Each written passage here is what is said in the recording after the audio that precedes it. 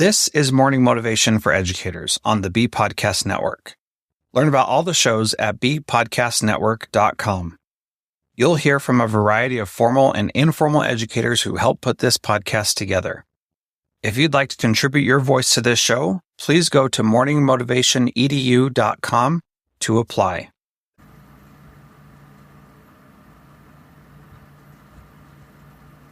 Welcome to Morning Motivation for Educators. I'm Danielle Nuhfer, a former teacher who knows firsthand how exhausting and overwhelming this work can be. After 20 years in the classroom and 2 bouts of burnout, I found tools to help teachers not just survive, but thrive. I created Teaching Well to help educators like you manage stress, find balance, and reconnect with the passion that brought you to teaching.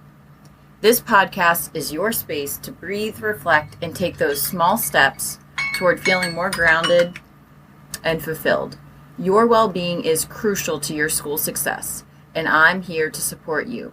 So with that, let's begin. We are busy. No one can deny that. But the busyness of our teaching day is just honestly not going to subside by itself. When I was at my tipping point, I thought I was going to win an award for being the most busy. But what I realized is that I wasn't winning any award. And in fact, being so busy cost my health a lot and almost cost me a profession that I truly loved. So here are some things that you can do today to start to break from that cycle of overwhelm so that you can stop with the busy and start bringing some awareness to how you actually want to live. Number 1, prioritize with intention. Start your day by choosing 3 key things and focus on them instead of trying to do everything at once. Each day, set a big 3, and when you leave, write down your big 3 for the following day. Small steps towards your goals or larger tasks will be instrumental in achieving the things in a timely manner. The most important thing you can do is to make these things visible in some kind of way. Post-its are honestly my best friend. So in addition to prioritizing your day with intention, the second thing that you can do to start overcoming this cycle of busyness is to set boundaries on your time. Create dedicated time blocks for most important tasks and limit interruptions during those periods. Yes, we get interrupted as teachers all the time. But are there places you can duck away for an important task? Are there certain times of day when you shouldn't try to prioritize certain tasks because you know you're going to be busy? And I know you're going to say, I'm busy as soon as I walk through the door. Everybody is calling on me. We need to get creative. We wish that we would get a full planning block, a full lunch, but there are always distractions, or the students will find us each and every day because they want to pop in and just say hello. So I'd suggest creating some norms. Post some signs when you are grading or going to a different location to get some of the work done that you need. Can you finish up those papers in your car? I'm not kidding. I used to do this all of the time. I had 15 minutes and undistracted was far quicker than 15 minutes in my classroom. If you're laser focused when you need to be, you may find that you only need to protect certain periods of your day, and then you will feel more comfortable having a true open door policy the rest of the time. My colleague and I started doing this with staying after school. We would have students want to hang out in our classrooms instead of go home. We started staying later one day, and that day we would clean up our classroom, do certain tasks that the students could even help us with. The rest of the days we would leave by a strict time and follow it, even if we were then grading papers in our car. We were still able to get to be there with the student without that happening each and every day. It was also actually really good for these students because it gave them a reason to have to find something else to do on certain days, but they still had our time to really look forward to.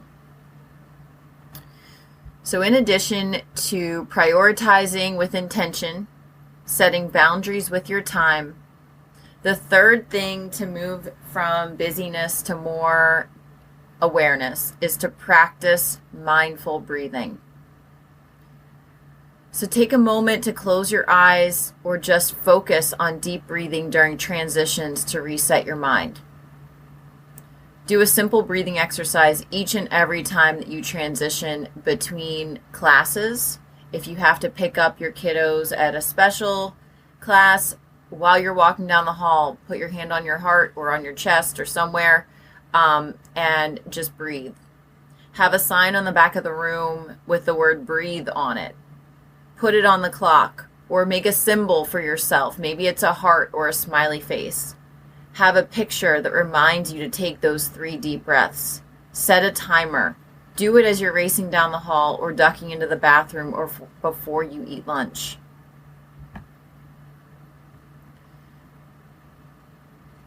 So there are lots of options of when to try to take these mindful breaths. And I know you're thinking, this is silly. Like, these things are not going to make a difference or move the needle. But what are your other options? If we don't take back some of the control that we felt that we've lost in our classrooms, we are basically letting other people be in control of our own health and well-being. And they have a lot going on that they can't worry about us. So we need to take some of the control that we can back. And that means moving from more busy to focused productivity, right? We are going to be busy, but how do we be busy with more awareness of what we actually want to get done and how we want to feel? So the ways, again, is to prioritize with intention, do those 3 things, set boundaries on your time. That doesn't mean you don't stay after school or are found at some times, but you need to have boundaries on certain parts of your time, and that's good for everybody to understand that. And the third is to practice mindful breathing between all of those moments in our day.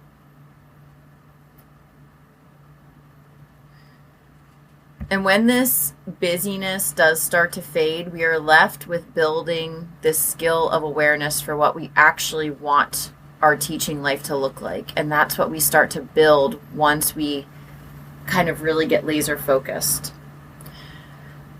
So thanks for joining me today. If you're ready to dive deeper into your well-being, check out my book, The Path of the Mindful Teacher, or join the monthly Teaching Well with Mindfulness sessions to connect and recharge. Find links for these and other ways we can work together in the show notes and at teachingwell.life. Remember, caring for yourself is the best way to care for your students. Thanks for listening. And whatever role you have in education, we have a podcast for you at bpodcastnetwork.com. Who among your friends and colleagues needs to hear this message today? Please share it with them right now.